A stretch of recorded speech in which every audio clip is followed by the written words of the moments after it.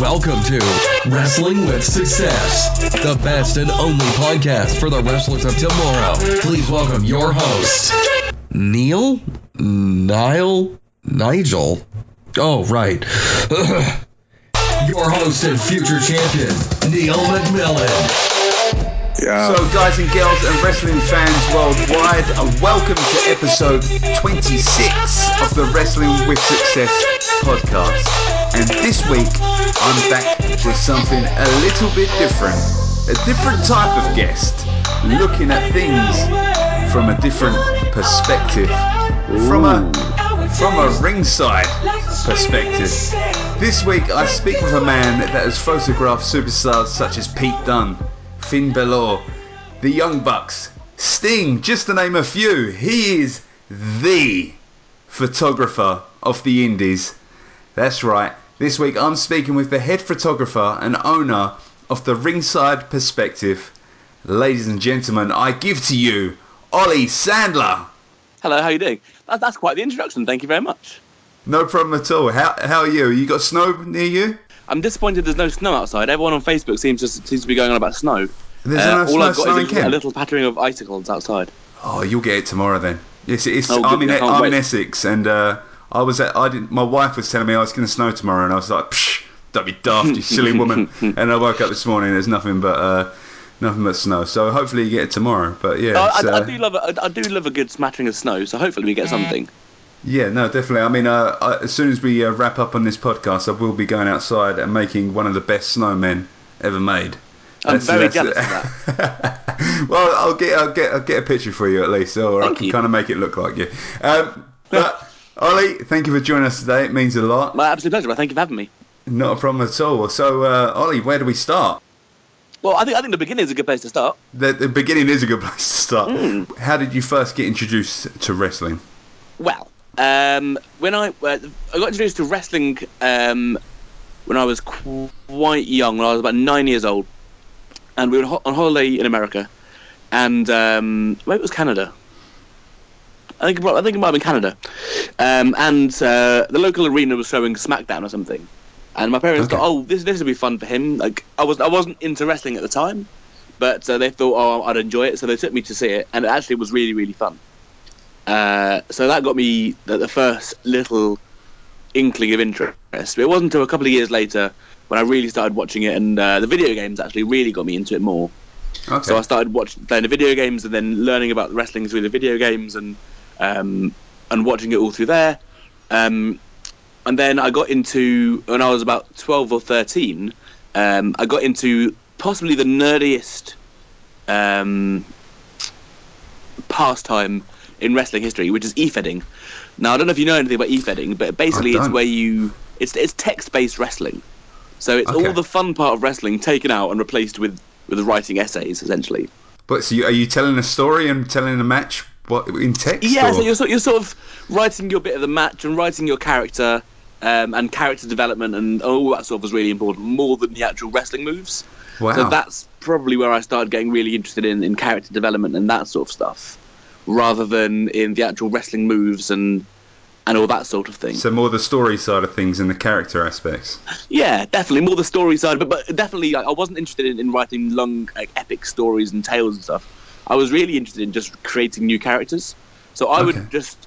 It used to be a running joke that there was 24 people on the roster in this federation, and I was half of them, because I just couldn't stop making new characters and just emailing, I always have different email addresses I'd email them from so people would know it was me, just because I was really, really interested in having all these sort of weird different characters. I had one character who was a butler character, but he was a master in Taekwondo or something. Then I had another guy who was a small nerdy guy, and he was he's his partner. And then there was an old-time fashion guy, a bit like the Vaudevillains. He was another character. So there's all these sorts of weird and wacky sort of characters that all sort of just came from nowhere, really. Came from my brain. Wow. And I used to just so that was what I was really interested in. And that also played into the video game side of it as well, where I used to just make endless cores and create characters. Yeah, absolutely, yeah. And just I wasn't really interested in the wrestling. I was more interested in what the entrances and the like how they looked and the way they came across and the way they performed. So I guess obviously that's been a big influence in my career now, because that's very much what I'm more interested in now, rather than the wrestling. I'm interested in the character development and the personalities and the big showmanship side of it. So the moulding off a character, if you will. Absolutely, yeah. So, I mean, is there any characters that you kind of put to people that people have actually taken on board and are actually killing it right now with those characters, or no specific characters, but there's been definitely different elements of different things that I've sort of seen and tweaked. Nothing I can really pull off the top of my head, to be honest. But there's been a few sort of, why do you do this movement differently? Like, or why do you, like, you know, Cara Noir?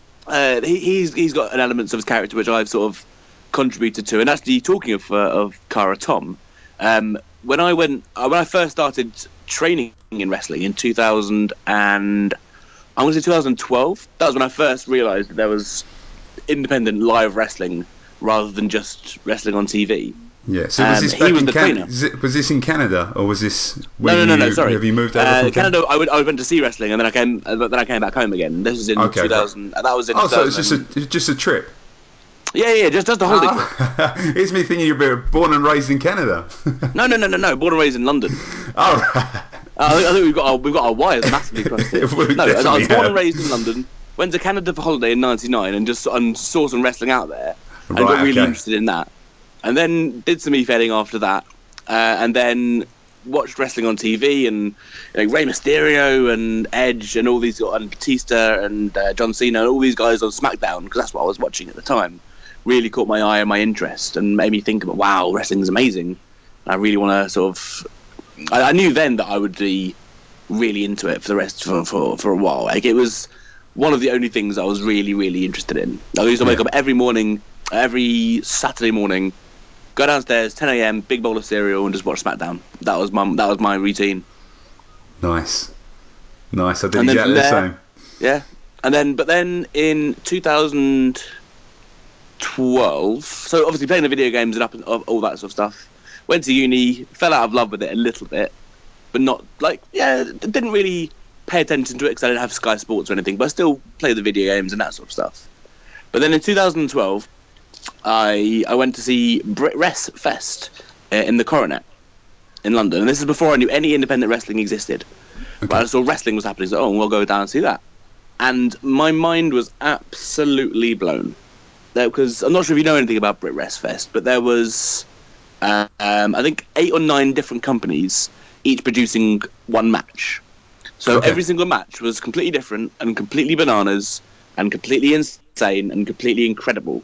They had stuff like NGW, they had Progress, they had Lucha Britannia, IPW UK, 1PW I believe had a match on there. Every single company who was anything had a match at this show, and it just absolutely opened my eyes to the possibilities of what was happening. And I think pretty much the next week I went to training. I went to start training at a school near me called LDN. You may have heard of them. Yeah, no, I've heard of them. But I believe you've had Hack on that. You've had Hack on, haven't you? I haven't. No, not yet. No. Okay. I haven't. I like to kind of meet the people I have on here, so I'm looking to try and. I have heard a lot about Hakan, so I'm looking to get someone of his. Yeah. I've heard a lot of good things about him, so I'm looking forward to meeting him. Yeah, definitely. And he was. I met him at LDN. I trained for the grand total of about 4 weeks. Okay. And the first week was just running around a church hall. Second week, more running around a church hall with some extra added, maybe some theoretical wrestling in there, but nothing serious at all. Third week, we all sort of they got us all the trainees into a circle, surrounding like a big circle of everyone sitting down basically, and they would choose 2 people to go into the middle of this circle. And this is completely ridiculous, and get us to shoot fight until one of us tapped out. Bearing in mind, none of us were trained. Yeah. None of us trained in wrestling, but we all had different backgrounds. So some of us were, I was just a fat kid, but there was also Taekwondo experts, and there was one guy who got out of prison, and I was like, please don't put me in there with him. So it was it was a really, really strange way to introduce us to wrestling. So that was a bit weird. And then the fourth week, we finally got ring drills. So the drill was we learned to bump in the ring. That was fine. So the first drill was duck a clothesline, leapfrog, take a clothesline, leave the ring. No problems at all. So I was the last person in the line. So everyone did it before me. Everyone did it absolutely fine. I get in the ring.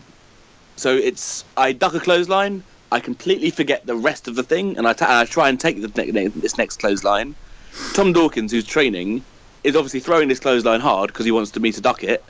I don't duck it. It goes straight into my throat. I collapse. I start breathing really hard and like retching and almost vomiting outside the ring. Wow. And that's the last time I ever trained. Because was that the moment you knew that no, this is not for me? Absolutely. The moment I knew that not only would I never get it, I would never want to do it. It's just something that I think it's really ingrained within you that you either are a wrestler or you're not. And you can love wrestling as much as possible, and you can really work hard at it. But if it's not there, it's not there. Yeah, I mean, at least you tried it. At least you took the bumps, and at least you got in the ring and took a clothesline. I mean, probably one of the worst clotheslines, but you took one nonetheless. I don't think anything I did could ever be described as anything to do with wrestling. It was just falling over and being punched. It was quite. It was a real eye-opening experience because. A lot of people say, "Oh, I can probably get in there and wrestle." No, it's much harder than it looks. It is, and incredibly harder. I mean, I've got such a tantamount respect for any person who steps into the ring and wrestles because I know that I could never do it, and most people on Earth could never ever do anything like it. It's such a complicated and hard pursuit that in order to even get a basic element of it down requires such hard work and practice. Just running the ropes, just honestly, running the ropes. Absolutely, it's just so incredibly harder than you think it would be. You see everyone just bouncing back and forth off ropes. You think, they're bouncing, they're just running, but you don't realise those ropes fucking hurt if you don't hit them flush. They do. They're cable. Horrible. And I'm still trying to master the ropes now, and that's just the ropes, and then you've got turnbuckles, you've got actually taking big bumps, you've got to make sure you're not trying to kill a guy in there as well. So safety is the number one priority, absolutely. So I mean, how did it try to transition to then did you have a kind of gap period there where you just kind of thought, there's nothing I can really do with this here, I'm not kind of suited for it, or did you kind of still hover around and then offer your services? I definitely still hovered around. Yeah. At this time I was already a photographer because I went to university in 2008 to do multimedia production and web design. Okay. So I had that done. I was already a photographer at this point as well because I'd been shooting for about 4 years in 2012. So I thought, I'll take my camera along to the show and just see what happens. So I took my camera along to their next sort of big trainee show, which again was in this church hall in front of maybe 30 people and a dog. And actually, the photos of it turned out quite well. I've lost them all now, but they all turned out quite well, and they looked quite good. So I thought, okay, maybe there's something I can do with this. So they had more shows, and then they had a proper show in the Millfield Theatre in Edmonton, which is near, very very near where I grew up. So that was quite cool. I got to go and take photos in this theatre, which I'd seen so many productions in as a kid. And actually, the more I did it, and the more sort of I shot, and then I did all sorts of little shows here and there. And I was shooting I did some stuff in Herne Bay, in some quite nice theatres. Yes. And the more I shot, the more I thought, you know what, I really really enjoy this. And I was already pursuing photography as a career at the time. I was a nightclub photographer, and a portrait and family wedding photographer, all that sort of stuff. Okay. But I thought, maybe wrestling photography is viable here. Maybe there's something I can do with it. So I just kept going.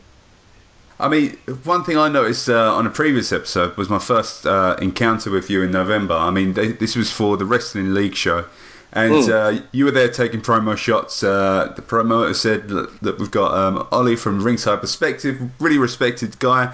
And if you wanted shots, he's willing to do some shots for you there. And I remember meeting you for the first time, this enthusiastic, passionate, friendly dude. And I mean, this was my first promo shots to be done, and I'd never done a photo shoot before, like ever. Not even, I had some wedding photographs done at my wedding, but not as a kind of single portrait. And then I didn't want to show my photo greenness, if you will, and I wanted to capture my character the best I could. And I think I said to you like a sentence about my character, and boom, it was there. You knew exactly what you're doing. And you were verbally building me and the character up, just in a few sentences, not just telling me how to stand, but telling me why I had to stand like that, why the character Mr. Success would stand the way he would. I think you've hit the nail on the head there. I think the most important word in wrestling for me personally, is why.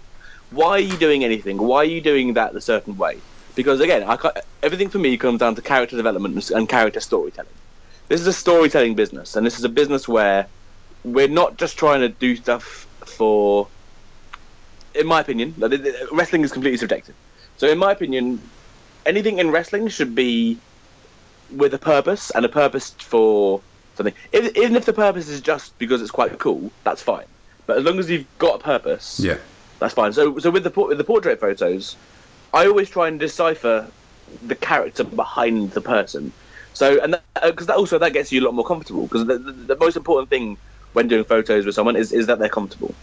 So if you're comfortable with me in front of my camera and in front of the lens and all that sort of stuff, then the photos come across a lot more natural. Definitely. So if we try and work out what you're doing and why, then the photos come out a lot better, a lot more natural, and you get a lot better results as a result.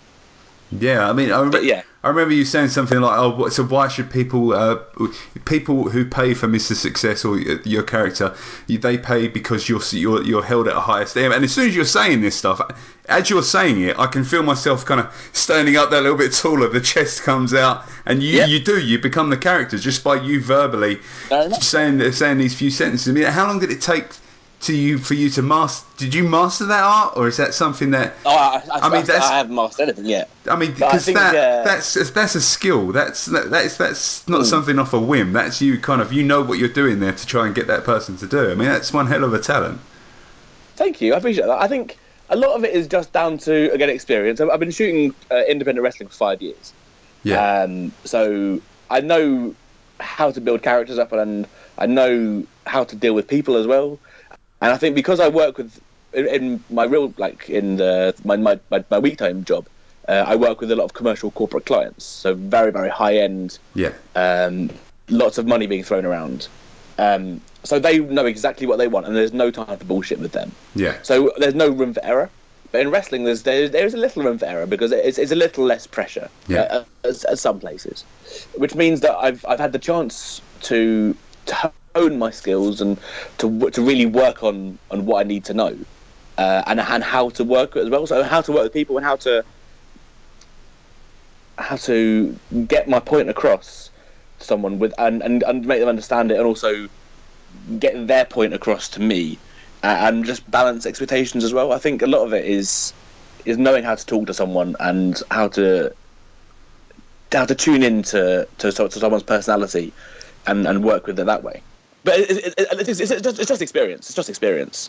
The more you do something, the better you'll get at it. Yeah. So, I mean, what are things that people who are getting, pictures done, what can they do to make your job easier? Certainly know their character. Know their character. Understand what the photos are for.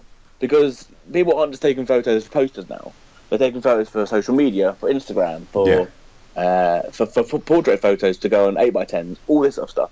So you need to I think research is the most important thing. Don't just go in there going, I've no idea what I want. Go in there going, I know exactly what I want. Here's 7 or 8 things of what I want and why. Here's the poses I want. Here's sort of things I want. And I can then work with that and go, okay, cool. So you want this. That's fine.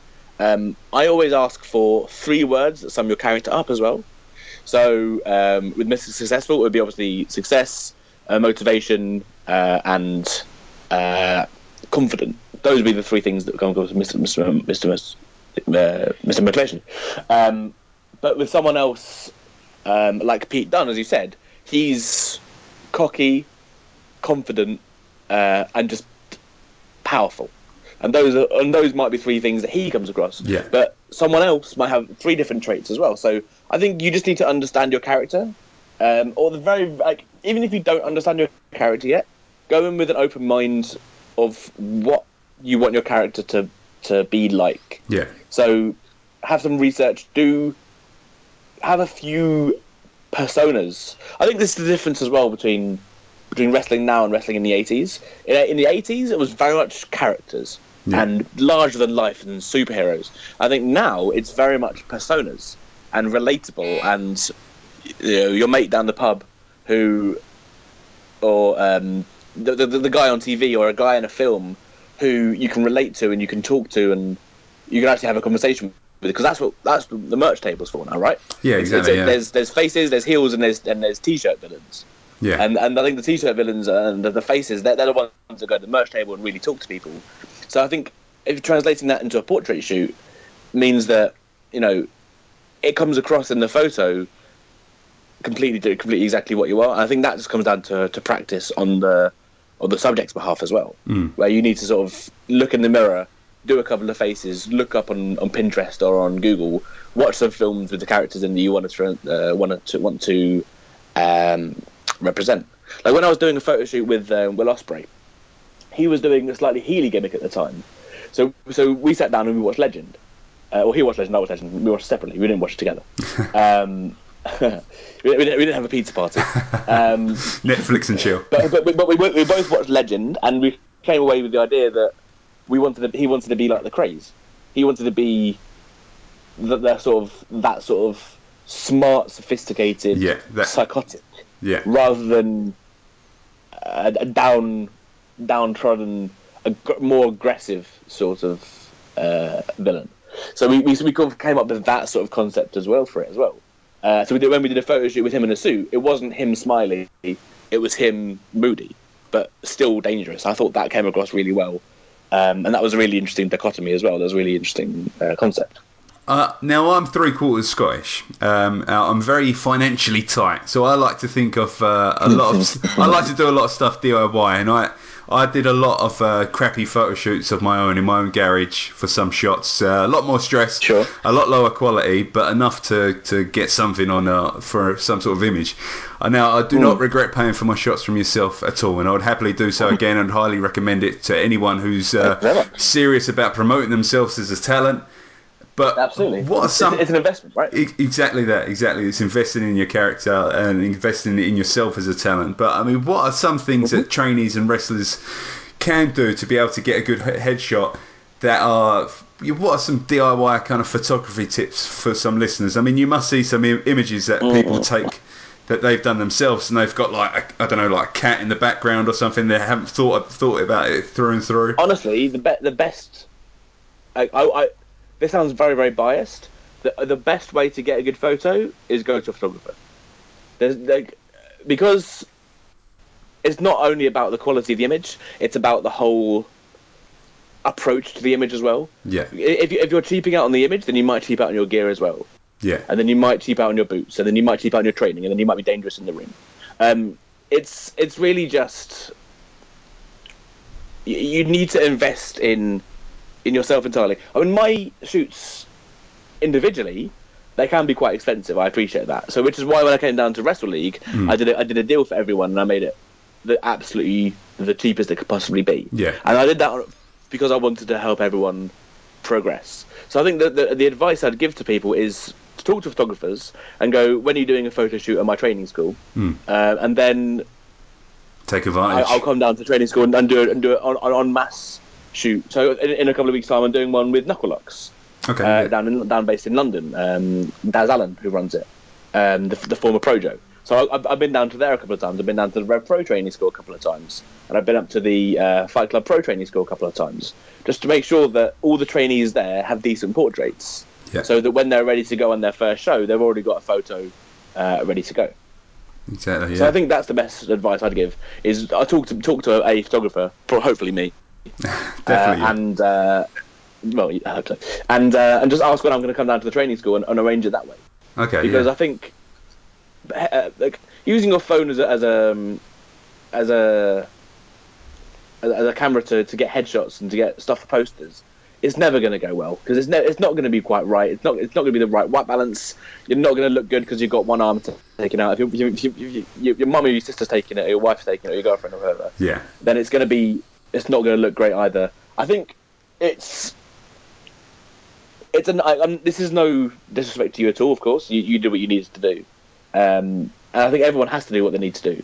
But I think if you're very, very serious about the job and taking it seriously, then you need to. Then decent photos every 6 months should be part of your plan. Yeah. Same as tanning every month, and making sure you go to the gym at least 5 times a week, and all that sort of staying in shape and doing the right food and getting new gear when it rips and having decent boots and all that sort of stuff. I think it's all part of the package of being a professional. Yeah, no half-assing and investing in yourself. Absolutely. And worst to worst, just if I'm backstage at a show, ask me, hey man, can I get one photo? Yeah, of course you can. Yeah. I'm always happy to give out photos to anyone. Yeah, that's good. That's some good advice. Just invest in yourself and have a little bit of pride as well in what you do. Yeah, because I think that makes all the difference. Yeah. So I mean, I mentioned some of the wrestlers you managed to photograph in your intro. What's been the proudest photos that you've taken? Working with Rey Mysterio a couple of times has been wonderful. He's an absolute dream. He was my idol growing up in wrestling because he was short and athletic, and I was short and not athletic. So I still had that. I had that bar to reach for. Oh, he can do it. I can do anything I want. He's 5'5". I'm 5'7". I can do anything I want. Working with him was incredible. He's such a nice dude, really wonderful, honest, genuine person. I've been so blessed to work with him a sort of handful of times I have, and he remembers me, and we've traded emails a couple of times, and that's wonderful. Oh wow! I was lucky to work with AJ Styles on the week before he turned up at the Royal Rumble. Oh wow! So brilliant. That was incredible. So on the Wednesday, Thursday, Friday, because that was the 5-star tour. Yes, it was the Wednesday, Thursday, Friday, and Saturday. I worked with AJ Styles, and on the Sunday it was another show, and then we went to watch the Royal Rumble in a bar in London. And when AJ Styles came out at number 3, every single person lost their minds, and me and a couple of other guys who have been working on this 5-day tour, 4 of which including AJ Styles, just looked at each other and lost our minds. We couldn't believe it at all. Because we'd asked him outright on the coach, are you joining WB? No, absolutely not. Absolutely not. There's no way I'd ever go there. I'm loyal to the Indies. And lo and behold, he turns up number 3. And he's killing it as well. It was quite an incredible moment. Oh, he's the best wrestler in the world. Yeah, and he always has been. I think he's just one of these wrestlers who he's just such an incredible athlete and such an incredible person and such a nice person as well. Like I'm not ashamed to admit on the second night of the tour, we had quite a long drive back, and I had a few beers on the coach, and he was wandering up and down the coach, and I was wandering up and down the coach as well. So we sat down next to each other and we had a conversation, and at some point in that conversation, I don't know how it happened, I told him I didn't believe in God, and obviously if you know anything about AJ Styles, you know he's wow. And he just looked at me and went, that's a very fine opinion, young man, but you're entirely wrong, and here's why.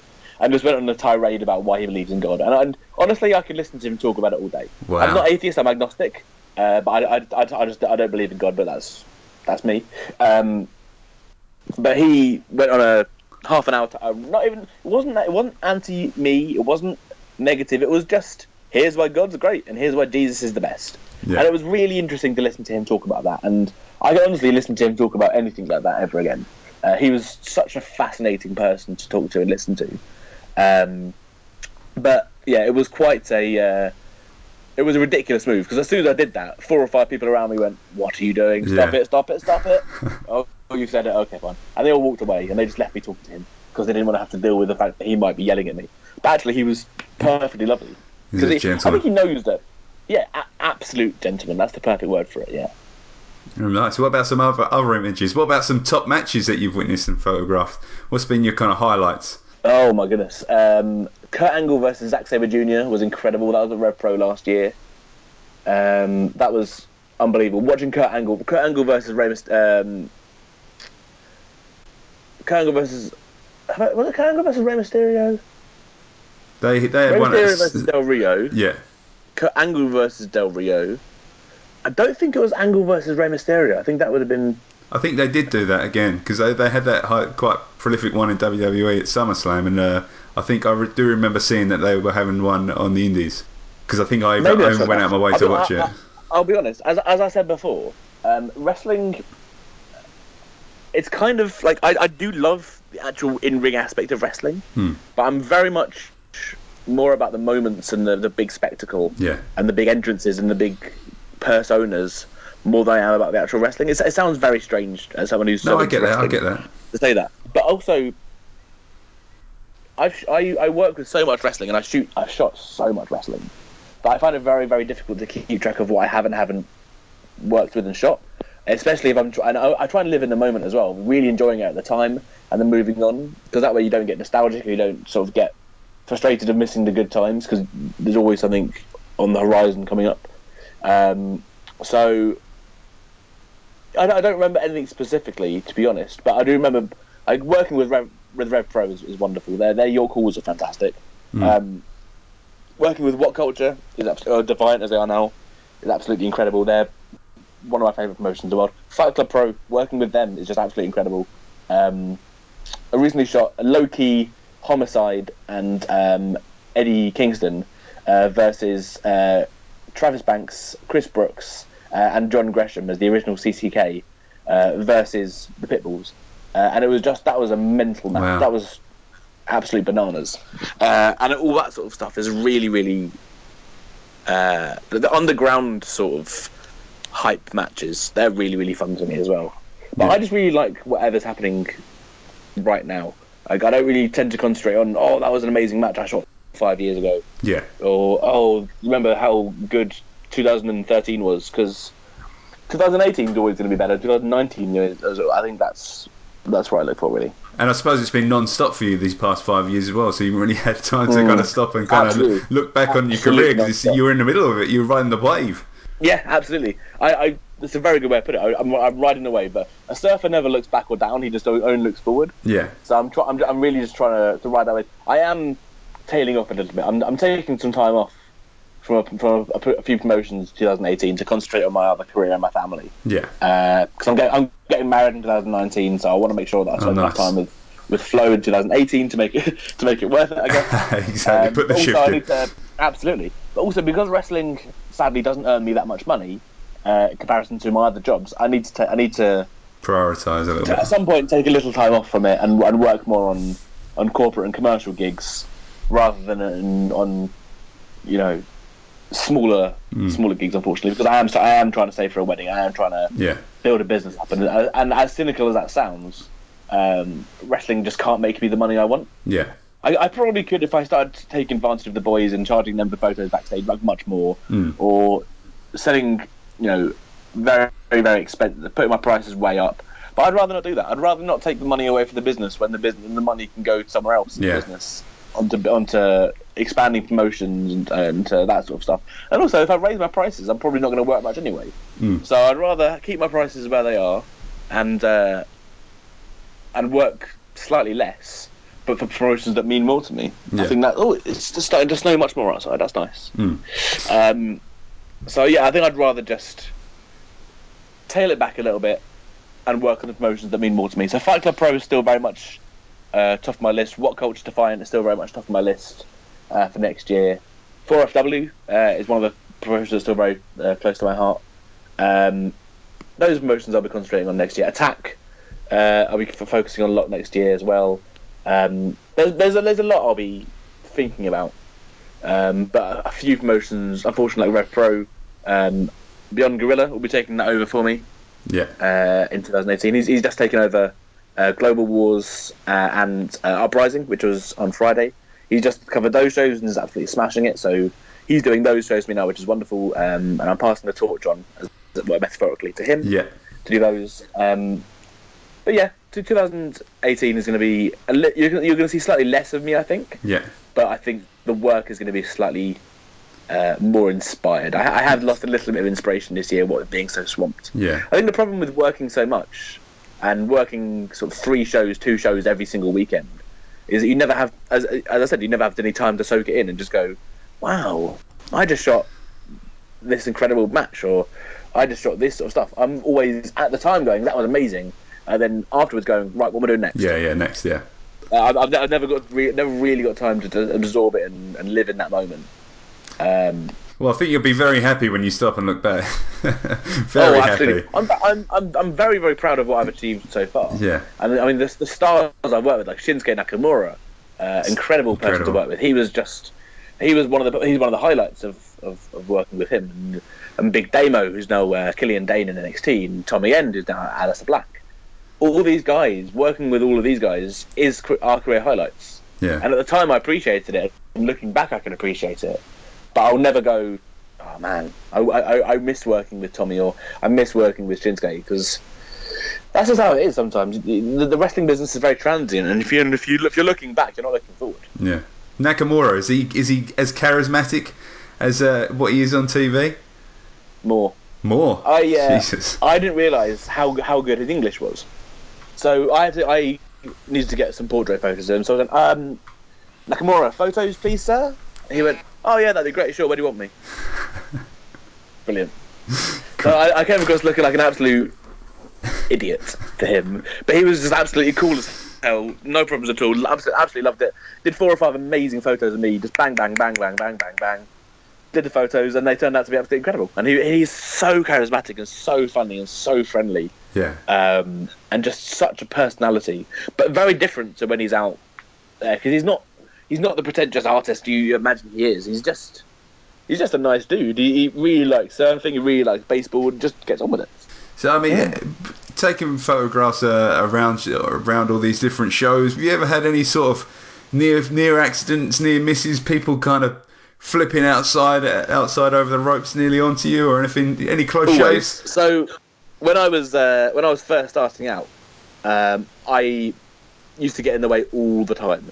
So much so that wrestlers used to come back to me backstage and give me a bollocking for it. And I was like, okay, I'm so sorry.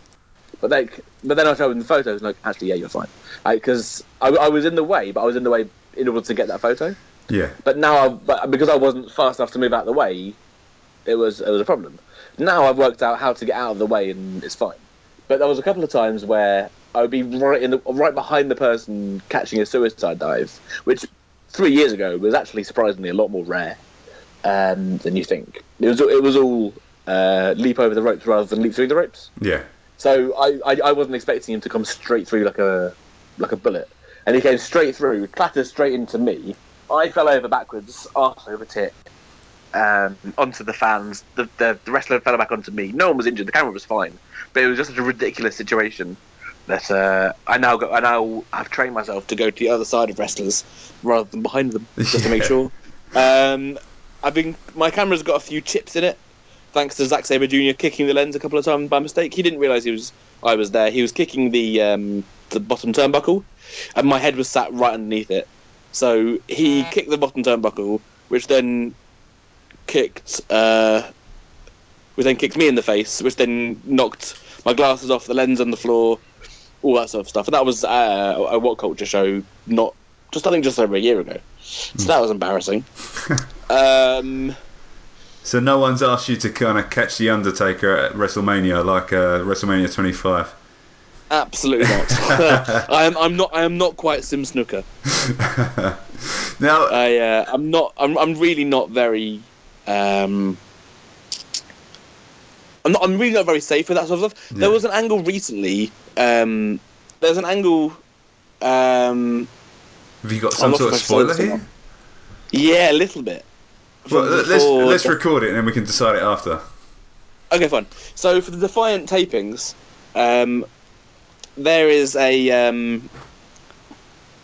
an angle happening currently where there's an invasion from.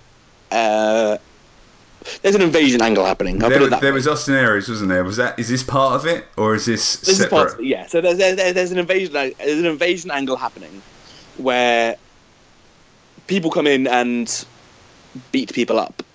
I'll keep it as vague as possible. So there's something happening where people get beaten up, and I was one of the people being beaten up.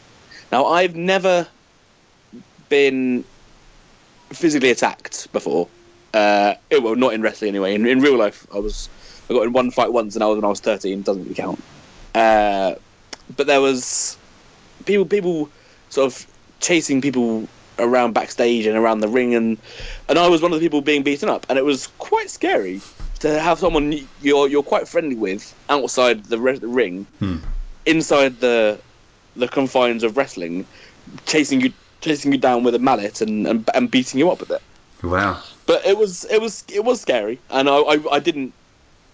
I wouldn't choose to do it again necessarily, because I'm not very good at selling it. I tend to sort of either oversell, so I lie there like a dead fish, or undersell, so I'm sort of trying to hide a smirk, because I'm just really enjoying the fact that I'm not a very good actor, and I'm not very good at hiding my natural emotions. If someone makes me laugh, I will just laugh out loud, even if it's in the middle of church or whatever. I will just burst out laughing, or do this horrible thing where I try and keep it in and end up making more noise with the back of my throat, sort of thing. I'm the worst. I'm the least subtle person in the history of the world when trying to make me laugh, which is a fun fact to anyone out there who wants to make me laugh. So yeah, that didn't go. The invasion angle went fine, and I got beaten up fine, and it got over exactly what it needed to get over. But I didn't particularly sell it well, unfortunately, I don't think. Well, at least there would be no photographer to take the picture of it, though. Well, that's the thing. They wanted to do it as soon as the angle happened. I was like, no. Leave me for like 2 minutes before. Leave me for like 2 minutes, and then beat me up afterwards. Yeah. So then at least I can get some photos of you doing whatever you're doing. Oh, good. Yeah, I'm looking forward to finding out. I apologise to the listeners. You've got to wait like normal fans. I get the scoop after 3 weeks. 3 weeks. Watch the fight on YouTube, and you'll see the story. You'll see the story develop. Well, there you go. There's a tease there. There's a tease. I can't talk any more about the angle really, but without details. But vaguely, it's probably one of the most exciting things I've been involved in. Okay. It's a very, very new. It's not. I wouldn't say it's a brand new concept for an angle, but in terms of British wrestling, I don't really think it's been done before, where invaders do such a thing to invaders from an established. I love the fact you're teetering on the lines of spoilers. I really can't divulge any more. No, that's fine. I think you painted it well. Where an established entity's people take over another established entity. It's such a fascinating concept. Okay, I'm looking forward to hearing about it. So you recently went on a trip to Italy as well. How was that? I did, yeah. That was really fun. I didn't really see any of Italy apart from the airport and the motorway, because unfortunately with these trips, all you get to do is you fly in at 8 a.m. You wait for the driver to drive you to the venue. You sit in the venue for a couple of hours. You shoot the show. Then I had 2 amazing pizzas, I will say, and then you drive back to the airport, sleep on the airport floor for 45 minutes to an hour, and then get on a plane. That was my Saturday a couple of weekends ago. Literally in and out. Very, very much so. Literally whistle stop tour. However, it was an absolute honour to be flown out there. Really, really fun, really exciting opportunity. Similarly, I get flown out to Germany twice a year for WXW. Okay, yeah. For their 16 carat and World Tag League tournaments. In April and October, respectively, and that's a lot of fun. That's 3 days of 16 carat is 16 of the best wrestlers in the world competing. And last year, I saw Ilya Dragunov and Walter having the most insane chop fest I've ever seen in my entire life in the final. Ilya, if you don't know him, is a crazy Russian wrestler, and Walter, if you don't know him, and you definitely should know him, is a 6'6" Viennese tank, essentially. And both these guys have chops like cannon fire, and they just chopped can I swear? Yeah, no, yeah, fuck yeah. They chopped the ever-loving shit out of each other. And I've never seen a chest bleed within 3 chops. Wow. And then they kept going.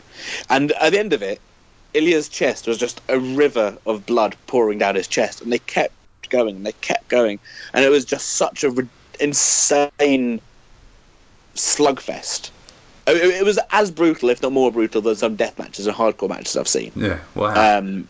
But that's the sort of thing that 16 Carat really brings out of their competitors and delivers to their fans. And I think that's why it's one of the most incredible companies, WXW, in the world, is because they really have that passion of the wrestlers, which translates into the fans. Yeah. Such an incredible company.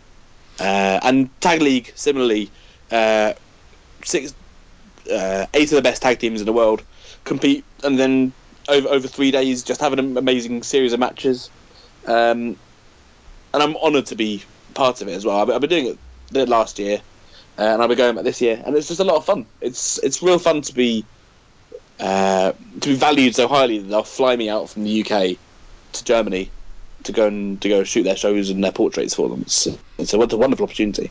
Yeah, what an honour as well. So, I mean, you've been surrounded by all this incredible talent from not even just the UK, all around Europe, and there must be some guys and girls where you kind of take a picture and you think, and you spend some time with them, you think, this picture is going to be worth something because they're one hell of a talent, and you can kind of see it, you can kind of feel that kind of, you can just tell that they're going to be something special. Who would you say a talent that you've worked with that you kind of is going to storm things?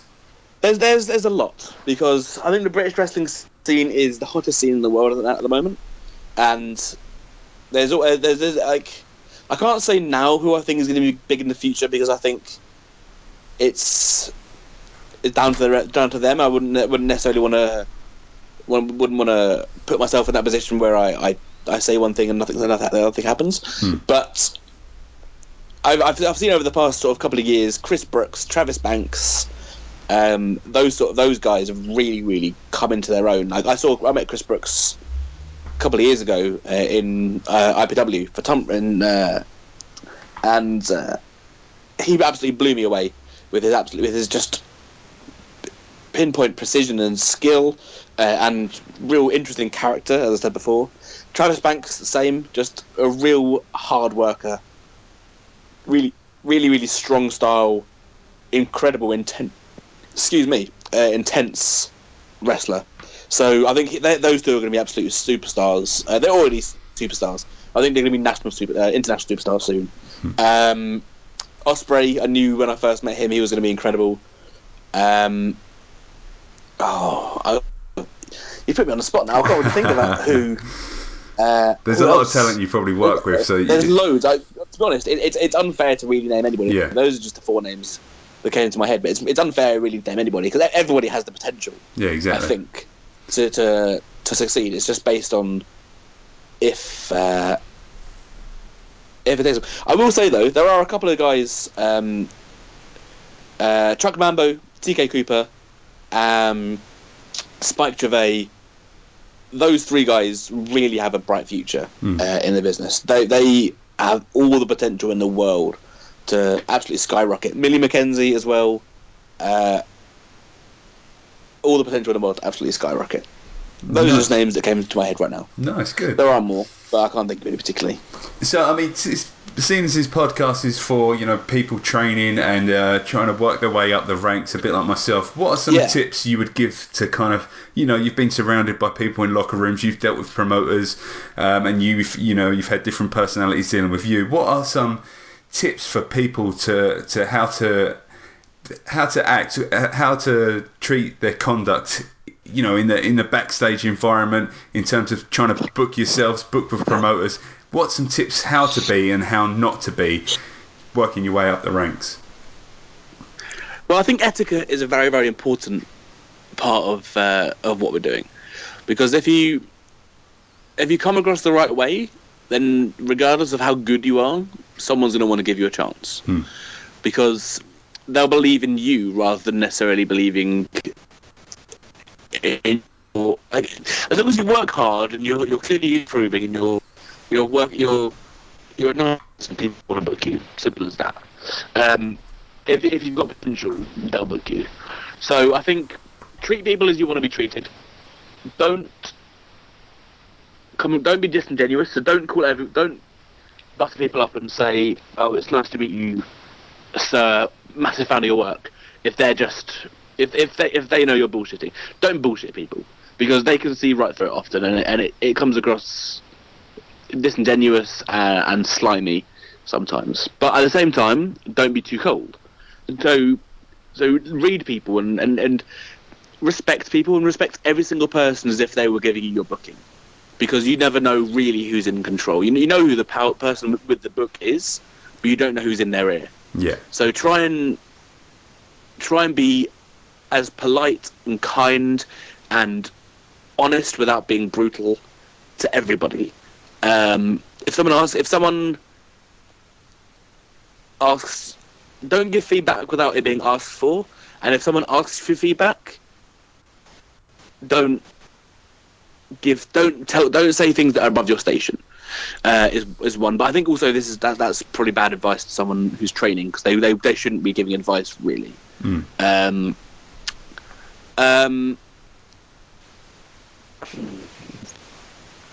Do your research, learn what is important to you, specialize in certain things, but be good at everything. But try and be good at everything. In terms of general advice, always make sure your cardio is 100% at all times. That's the most important thing. Make sure you can keep someone safe in the ring. Make sure that you know how to work if something goes wrong.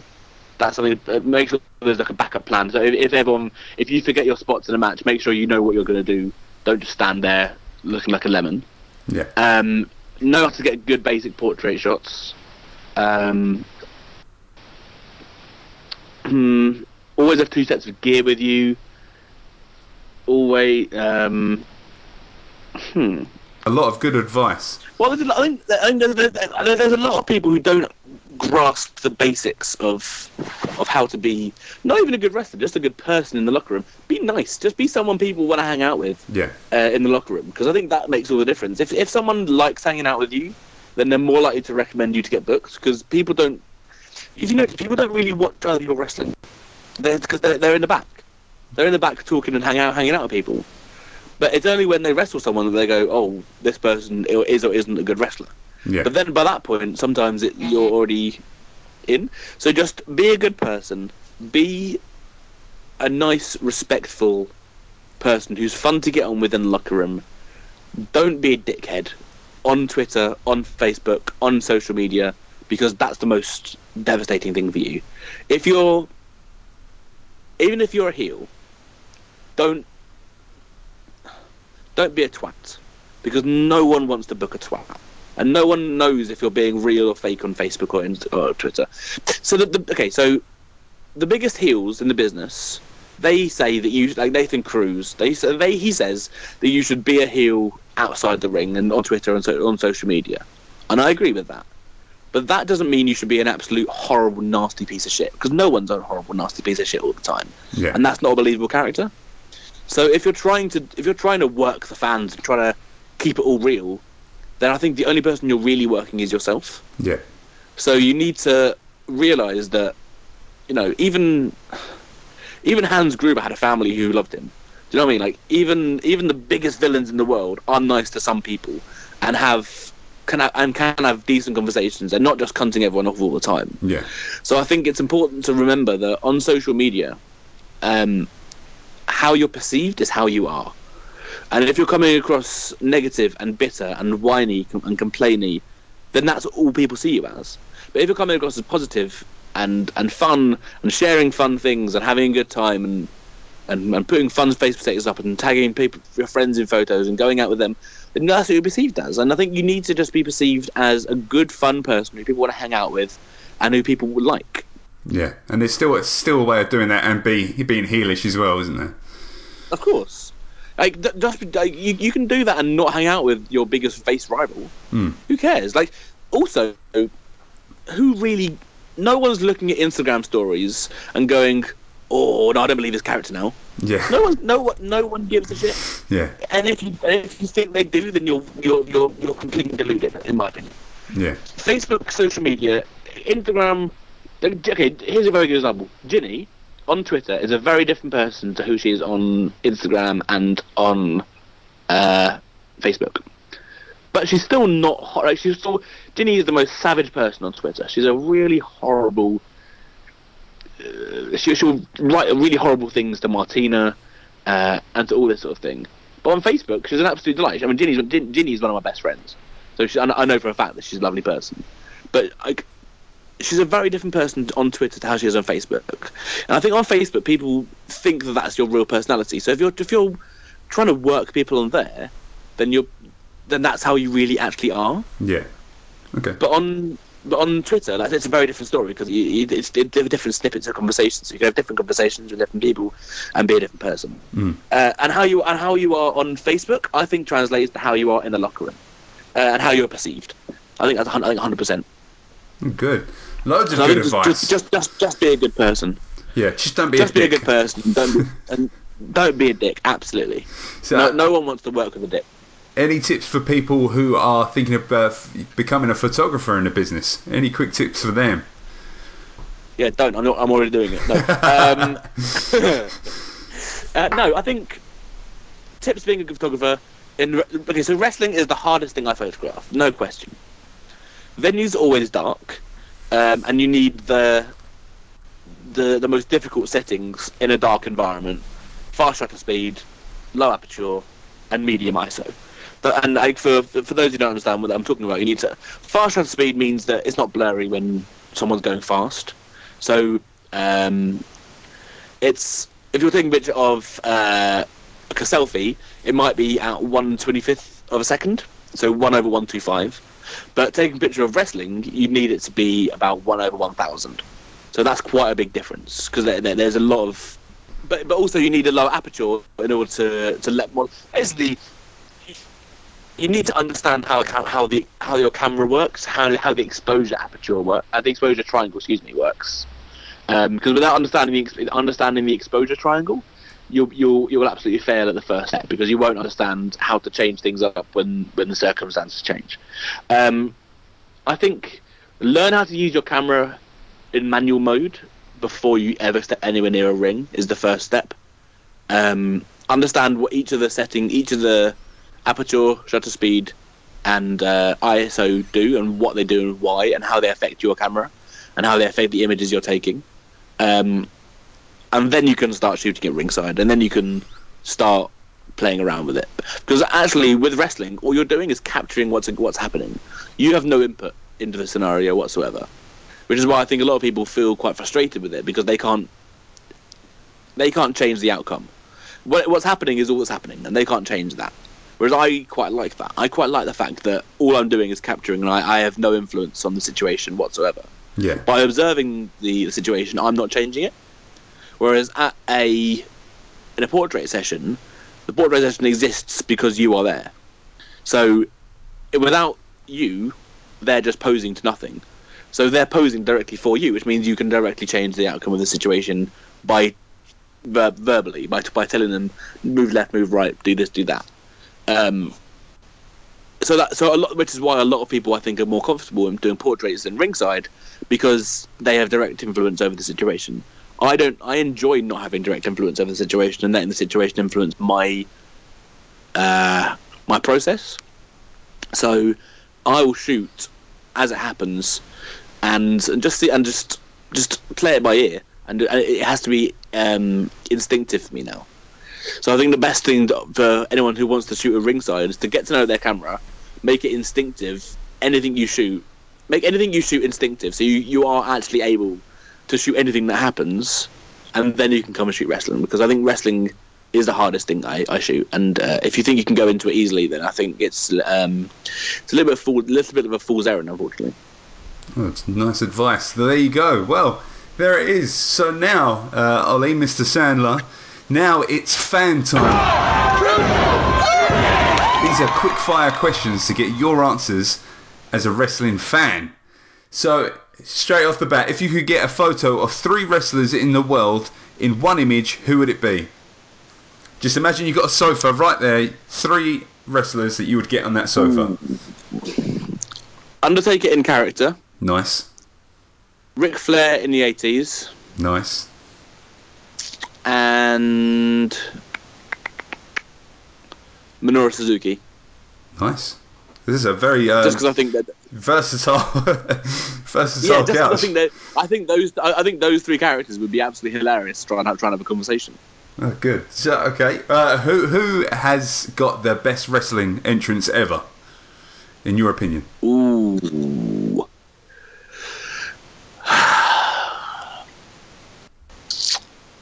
Stone Cold, because when that glass hits and that pop, nothing else is ever going to be better than that. Yeah, no, it's true. Shit was going down. As soon as you heard that glass break, shit was going down. As soon as you heard that glass break, everything changed. And that was the ultimate in, holy fuck, let's get going. I think the best wrestling entrance ever... it's really hard to decide. I think Undertaker with the motorcycle was pretty sick. Yeah. I was expecting you to say Undertaker as his normal entrance, but I mean, I went to WrestleMania 20, the WrestleMania that no one talks about now because of this whole Chris Benoit thing. But anyway, I saw, and that's when Undertaker came back for the first time as a dead man in a long time. And I'll be honest, I was there live, Madison Square Garden, Undertaker come out, and I didn't get that atmosphere. I kind of see it sometimes on TV, and I can but I've never got that kind of that buzz that they put across. Yeah, I was in London when when the Shield got the helicopter. Oh, in the UK. They had a helicopter from Cardiff to London. Okay. A couple of years ago for the O2, and that was Undertaker having his last ever entrance in the UK, and I was there for that, and that was really exciting. And when the dong happens and all the lights come out, that is very exciting. But here's my most controversial opinion in wrestling.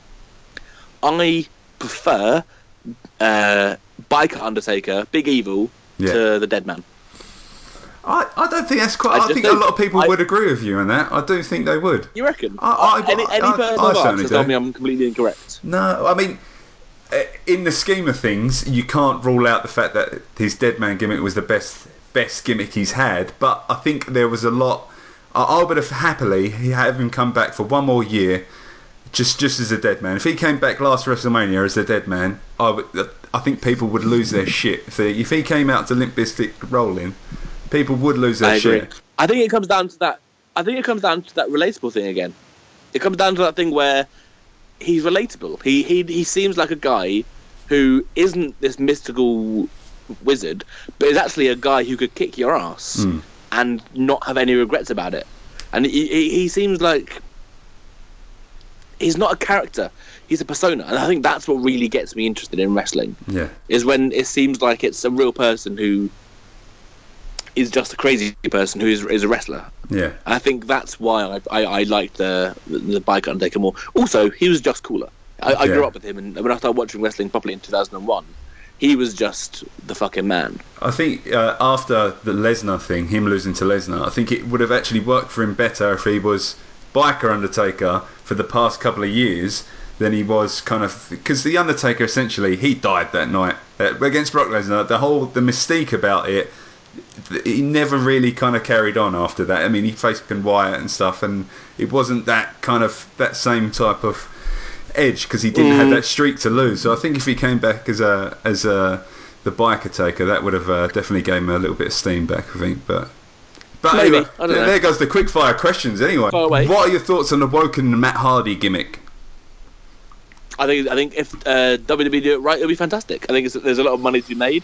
I think Broken Matt Hardy went absolutely fantastically, and I think they've got every chance in the world to replicate it. I can't wait to see the House of Horrors match they're going to have with him and Bray Wyatt. Yeah, I mean, I never really got the whole... I never watched any of the Broken Matt Hardy. I just obviously saw a lot of it on Twitter and Instagram stuff, so I never really... It was honestly fantastic. And I was worried, because I tried to read up about it afterwards. I watched a YouTube video to try and see the history of it, and it was like, somebody got blown out of a volcano and landed, and I was like, what the... You can't go into it with a rational mind. You need to go into it with a mind of Matt Hardy is a bit of a batshit crazy person. Have you seen the Final Deletion? No, I haven't. No, I need to. After seeing this promo, watch that the week, I want to see it now. Yeah, it's really good. It's honestly, it's so bizarre that it's good. Yeah. Everything about it is just so nuts that it captured the audience's imagination. This is what it is. It's so different. It is, and it went in such a different direction with wrestling that other people had seen before. That it was revolutionary. I think that's why it worked, and that's the reason he got re-signed was because of that whole gimmick. Well, I just saw the promo for the first time, this Woken one that he done this week, and I never really understood it, and I watched that, and I was like, this is fucking incredible. This is like just that laugh alone it's was just so like, weird, right? It just got me. It just got me, and it's really weird. Watch the final deletion. Watch the whole TNA stuff. Basically, I think it started when he got knocked off a forklift truck, because of course it did. And it he was got Jeff into who broke him, wasn't it, or something? And then he came after Jeff. I need to watch the whole thing, and you'll get the references, and you understand it all. And it is honestly, it's superb. Well, what's next for Oli Sandler then? I know obviously you're getting married the next couple of years, but what's coming up that's exciting for you? What are your goals for 2018? I'll be honest, I don't really set any goals because you're riding waves. That's why. I'm riding waves. That's it, exactly. I'm just seeing whatever comes up. I'm doing more stuff for Defiant Wrestling in the next couple of days. I'm shooting Anarchy Pro Wrestling in a couple of weeks' time on the 21st. I've got some portrait session with Knucklelucks coming up on Monday, which should be exciting. That's it, really. I haven't really got any shows in January, which is a little bit sad, but I'm working on that. Yeah. And then February, I'm doing a lot more non-wrestling stuff next year, as I said. Yeah. So I've got 30 restaurants booked to do photos for, because that's something I'm really passionate about. I've got a lot more events and a lot more family stuff going on, and I'm just going to focus more on less shows, more interesting photos next year. Yeah. I'm going to work more on getting my personal Instagram, Oli Sandler Photo, up and ready, because I've only done a handful of posts this year, which is a criminal shame, really, for a photographer. So I'm going to work on getting that better. I'm going to get a decent website together. I'm just going to fine-tune my business, I think, and really make sure that I've got everything, all my pins set up, so that when in the middle of the year, if I want to kickstart my commercial business properly, I can knock all that down and work really hard on that. Good. Well, but I'm also trying to do more interesting portrait sessions as well. So I'm buying smoke bombs, and I'm buying coloured paints, and I'm investing in crazy lighting and that sort of stuff. So anyone who wants to do any crazy portraits of me, get in touch, and that's something I'm looking to do more of as well. Nice. Sounds exciting. Sounds good. Yeah. So, any parting words for people? Any shout-outs at all? No shout-outs, because I always forget someone and leave someone upset. So hello to anyone who knows me. If you quote Wrestling with Success, I'll give you 10% off your bill. Boom. Nice. Just cause. Any parting words? In the words of G-Man, look to me, I'll make you a star. I think that's it, really. I'm not really one for motivational words. Just don't be a dick, and try and make everyone around you happy, and be happy, well, and safe.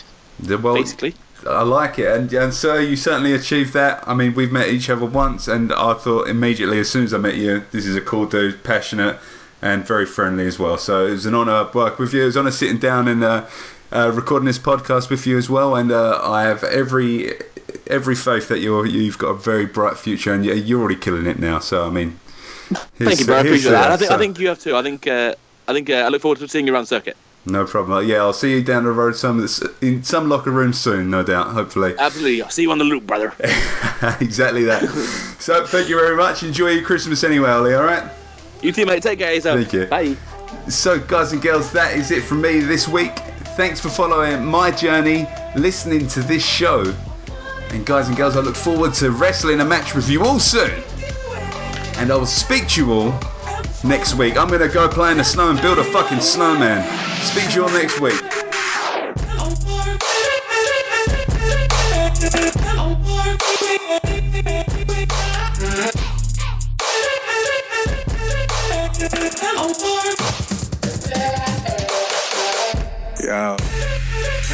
for listening to the podcast. Thank you for following my journey. It means a lot that you're all joining me along for the ride. And not only that, I'm hoping you're getting some inspiration out of this. This is what I'm doing it for, is to try to inspire people. I try to get more people into wrestling, try to get exposure for all these guests, all these great guests and future guests. And if you guys want to help, it would be much appreciated if you could go over to iTunes and leave this podcast a review. Wrestling with Success. And I want you to be as honest as possible. If you hate the show, if you hate my voice, if you want me to speak a little bit higher, if you want me to speak a little bit lower, then please let me know on the feedback. Any sort of review. That's all I'm asking for, guys. It helps get the names out there for all the previous guests and the ones to come. Thank you again for listening. It means a lot. Much love.